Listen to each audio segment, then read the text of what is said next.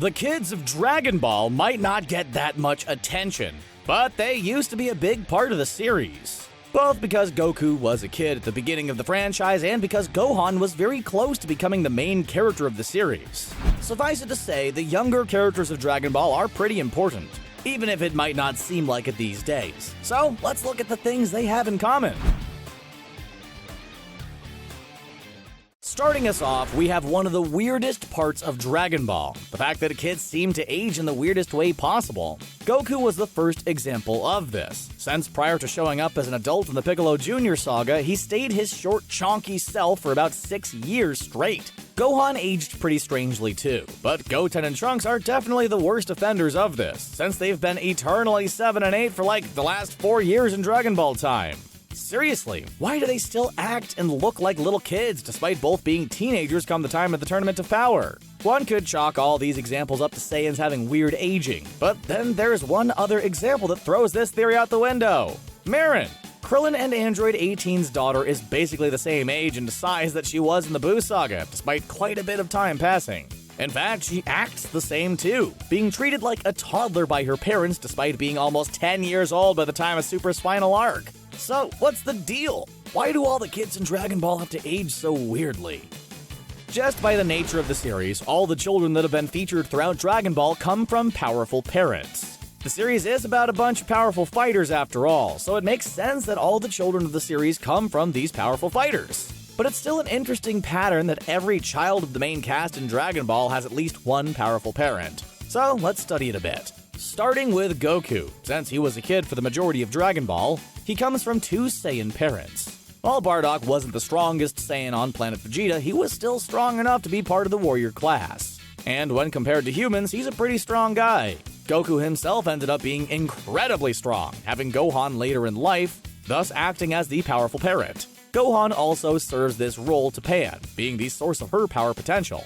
Goten, Trunks, and Bulla also fall under this category, since Goku and Vegeta are literally the strongest main characters in the series. Marin also surprisingly fits here as well, since Krillin and Android 18 are the strongest human and one of the strongest androids in the series respectively. When Gohan was first introduced to the franchise, he had a tail just like Goku did as a kid. Soon after, we'd see that also like his father, Gohan could turn into a great ape upon looking at the moon's light. Because of this, Piccolo both destroyed the moon and cut off Gohan's tail. A bit overkill, sure, but it prevented Gohan from going nuts in the future. After Gohan, however, we never saw another Saiyan-human hybrid with a tail. Akira Toriyama stated the reason behind this was that he just forgot about tails, and had explained it away as them being a recessive trait. This wouldn't exactly make sense. If Gohan had a tail, then Goten would likely have one as well.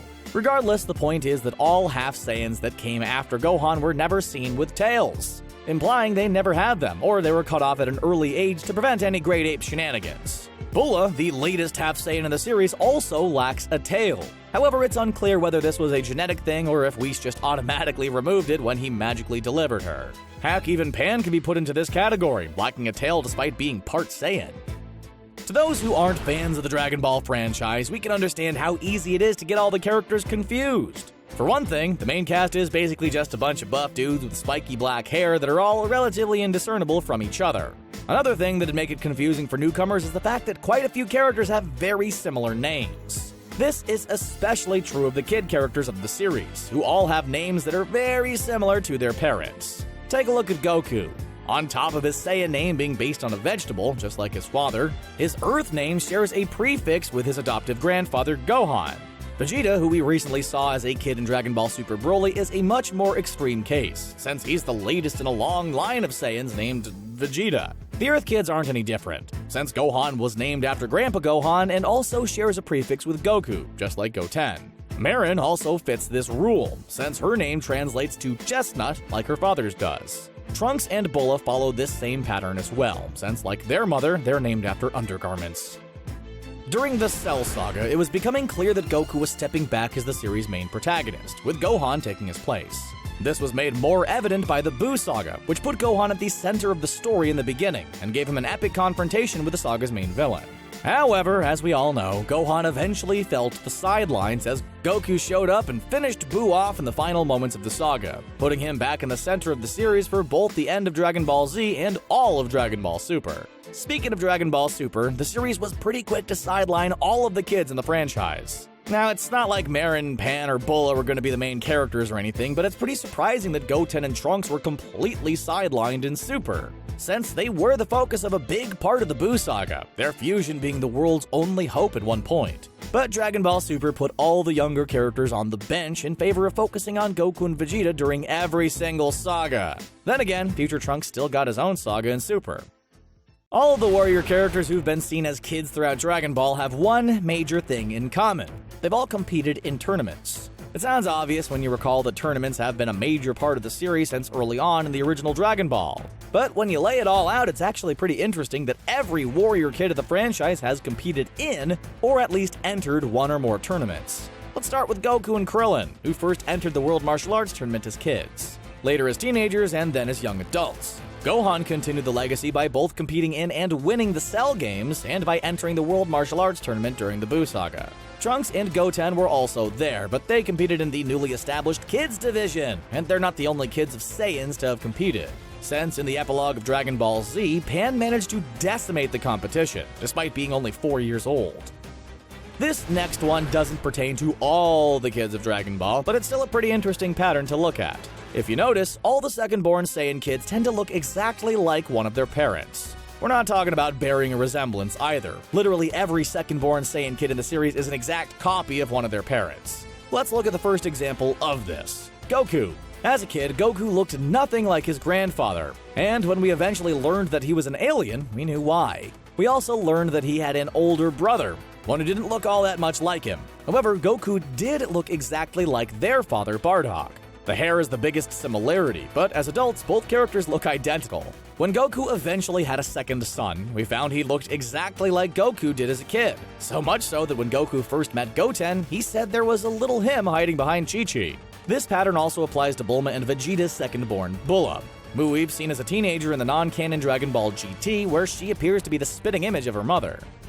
In the world of Dragon Ball, it's theorized and somewhat confirmed that Saiyan hybrids are actually stronger than full-blooded Saiyans. The reasoning behind this is that the kinder a Saiyan is, the stronger they can become, and with the kindness of humans within them, half-Saiyan, half-human hybrids have had much stronger potential, a concept that has been all but confirmed by Gohan, Goten, and Trunks' high power levels at young ages.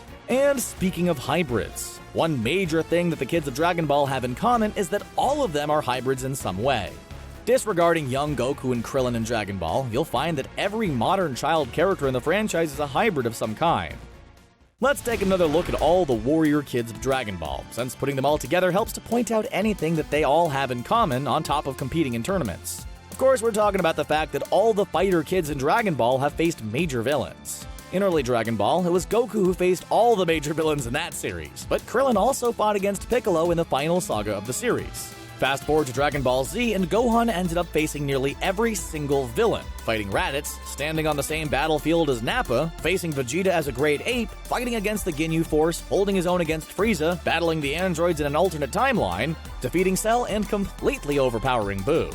Seriously, that's an impressive list of accomplishments, and he's not the only kid who faces major villains, since Trunks and Goten fought against Buu as Gotenks, and Pan sorta fought against the Pilaf gang. Though dealing with them is probably more accurate, since they didn't put up much of a fight. Regardless, it's still worth pointing out that all the warrior kids of Dragon Ball have faced a major series villain. This next one only pertains to the San family kids, meaning Goku and his sons. Of course, we're talking about the fact that Goku, Gohan, and Goten have all ridden on the Flying Nimbus as kids. Heck, even Chi-Chi rode on it as a kid, so the whole family are Cloud Riders. Goku was obviously the first to ride the Flying Nimbus, as it was gifted to him by Master Roshi. Nimbus then became Goku's main method of transportation until he became a fast flyer who had no need for the cloud. Prior to that, however, Gohan was seen riding the Nimbus with his father in the first episode of Dragon Ball Z.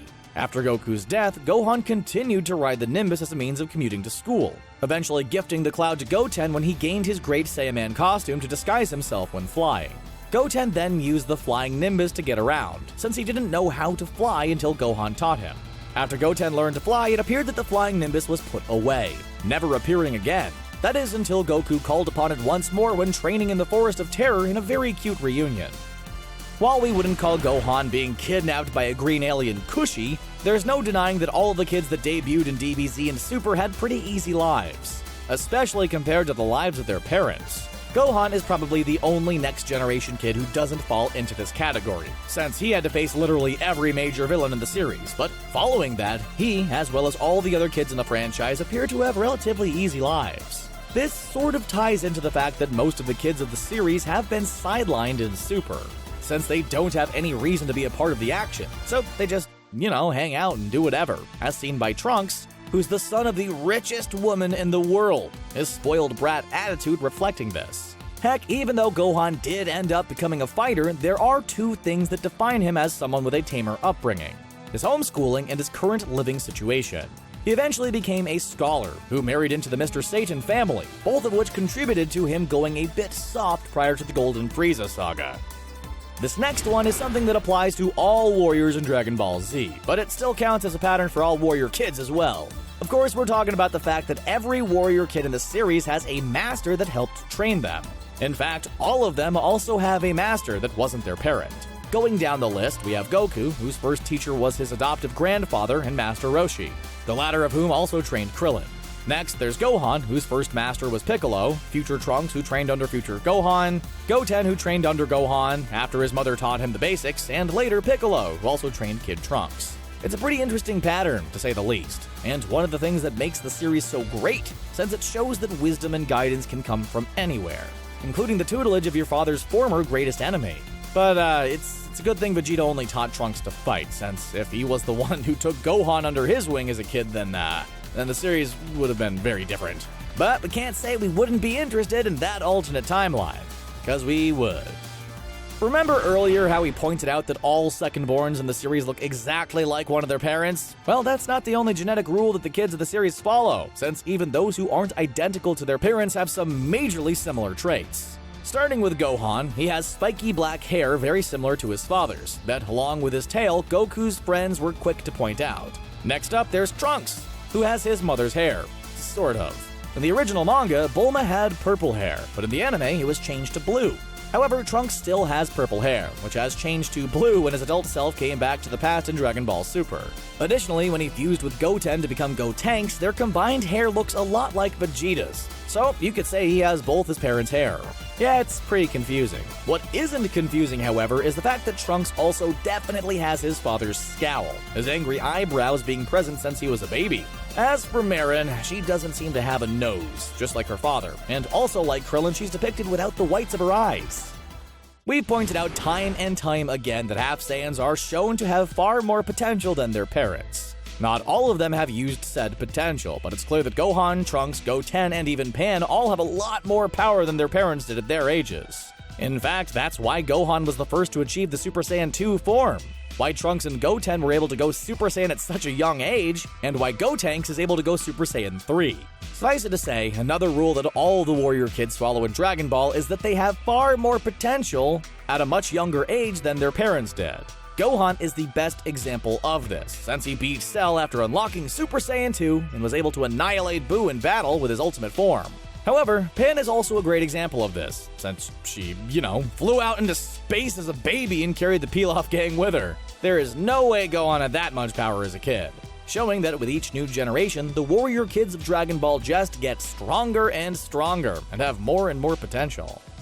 This next one is probably the strangest one on the list, and it's the fact that every kid featured in the main cast of Dragon Ball has had one parent die at least once, be it before or after they were born. Let's roll down the list again. Both of Goku's parents died, as did his adoptive grandfather. Goku himself died in the Saiyan saga, leaving Gohan in the care of Piccolo, and later Goten was left without his father following the Cell saga. While we don't know what happened to Krillin's parents, we've never heard of them, so it wouldn't be too crazy to assume they're not around. As for Trunks, his father sacrificed himself in the Buu saga, which means Bulma falls into this category too. Next up is Marin, Krillin's daughter. The character who is known for dying the most in the series. Yeah, she definitely fits into this pattern.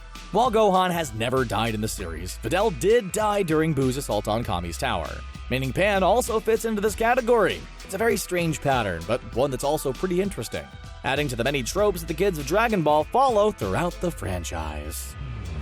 So, there you have it, all of the strange coincidences that the young characters of Dragon Ball have in common.